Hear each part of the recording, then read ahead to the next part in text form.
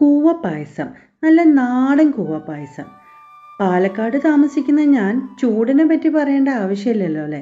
ഈ ചൂട്ടത്ത് കൂവയുടെ ബെനിഫിറ്റ്സ് ചില്ലറയല്ല. അപ്പോൾ ഈ ചൂടിനെ ഒന്ന് തണുപ്പിക്കാൻ ഇത്തിരി കൂവ പായസം ഉണ്ടാക്കിയാലോ എന്ന് വിചാരിച്ചു. പക്ഷേ ഉണ്ടാക്കിയത് തന്നെ അറിയുള്ളൂ, അതങ്ങോട്ട് തീർന്നു കിട്ടി. കക്ഷി കൊള്ളാം, നല്ല കൂളിംഗ് എഫക്റ്റ് ആണ് കേട്ടോ.